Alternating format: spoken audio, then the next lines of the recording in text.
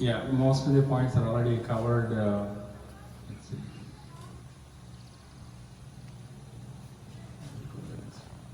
I mean, I'll go to the next slide. I think we start out why we do service. The purpose of human life is to experience God's love and share with everyone. The oneness aspect is emphasized over and over. See God in everyone. Whom you are serving ourselves and all that. So I just wanted to focus on that point. Why we come to the devotional program, why we come to the service projects is for that.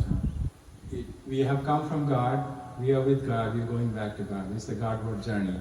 The worldly journey may take us in different directions, but to have peace, love, joy, contented living, Godward journey is needed. So that's where service is important.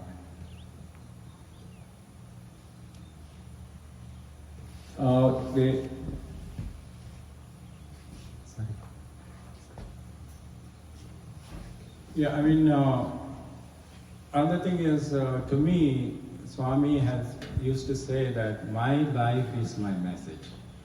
Then towards the end of his life, he said, your life is my message.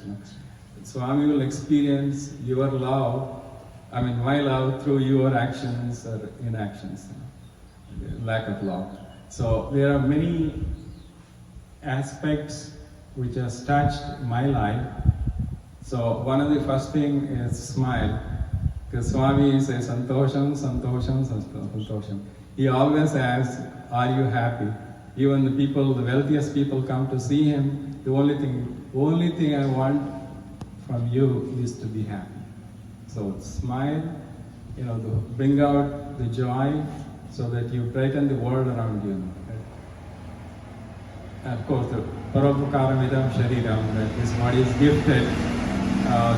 In 1995, when I visited Super Specialty Hospital, that quote is in the main dome of the Super Specialty Hospital, which touched, as I introduced myself, I am in the legal profession working with the refugees. So I took that to heart. So I use that to serve our people. A few people have helped over the years. A few families who've been able to get green card, have status here, bring their families. So one of the greatest thing is to make gift is not money, it's the time you give. Like Brother Srivasan is giving time to sister over here. That type of, especially the elderly. Brother Suresh mentioned that the wealthy people doesn't need any service, what they need is time. So the loneliness is the biggest disease which is causing all kinds of habits, drug habits, depression, alcoholism, etc. So to me, I have a very extended family, with my own 14 members of the family, and then altogether their nieces and nephews and all that, we have like 44 people in immediate family. There's always life changes, some family issues are there, health issues are there, death is happening. So it's making time for them, attending their birthday events, graduation, all the important events. That's all the time. All we can make is our memory.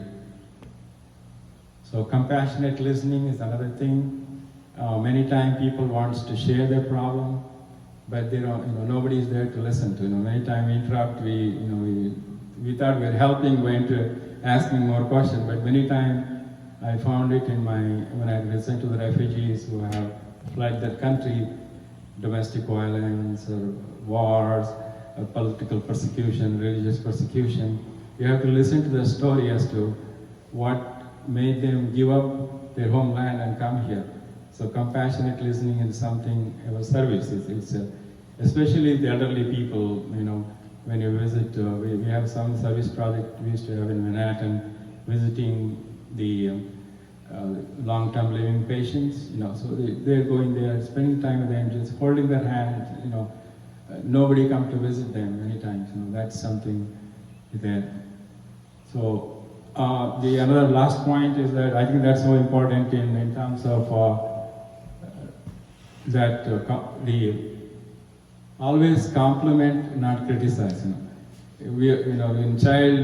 In children, we always say, don't do this, we just right away say, hey, why are you doing that? Why?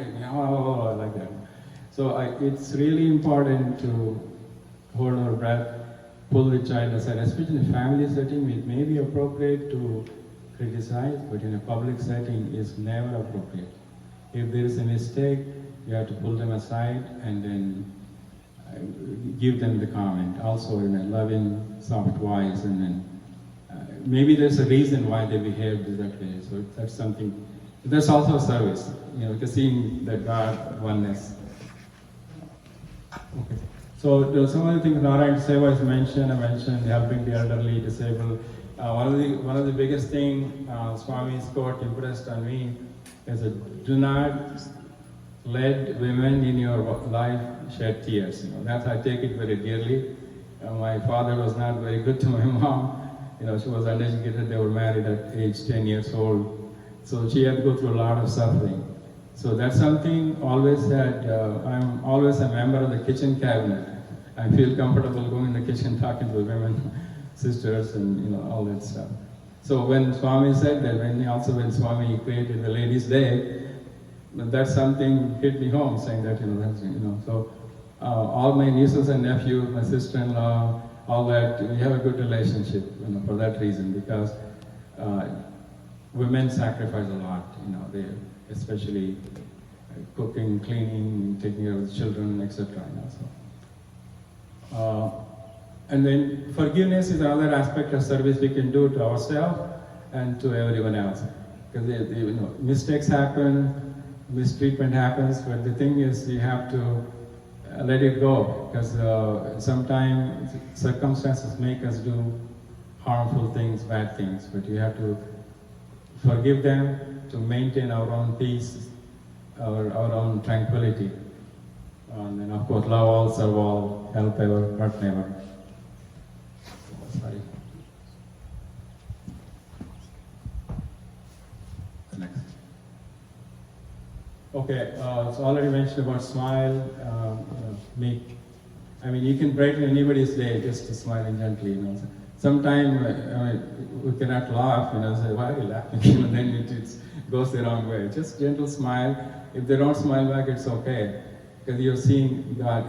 If you're able to smile, that means we have forgiven ourselves. We accepted the way we are. So that's something I strongly propagate, and I live by that teaching. And then, with my law practice, money is not a factor, so that's why I came up with the slogan, make a living, not a killing, so don't charge exorbitant fees, So my lawyer colleagues charge $300 an hour, and that cannot be done with the refugees, So compassionate living, already mentioned. Pray. Pray is something anybody can do anywhere. Swami gave the example of the pink twins from Australia. They are in their 80s and 90s. He came out of the interview room and told the people in the veranda, you see those twin elderly ladies inside?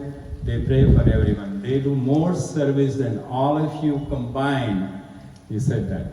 So then as part of the service, I'm part of the NGO, the non-government organization, which is connected to the United Nations. And Swami says, all God are same in worship interfaith. So I'm part of the interfaith service groups, and then so that's so. And then this is the we had a banner at the India Day Parade in 2014. We walked to the India Day Parade in Fifth Avenue in Manhattan, seen by millions of people. So one of the things I try to do is to spread the message of Swami, of peace, love, compassion, all the 5 human values. So that's something. So with that, I will turn it over to Sister Sushil. Sorry.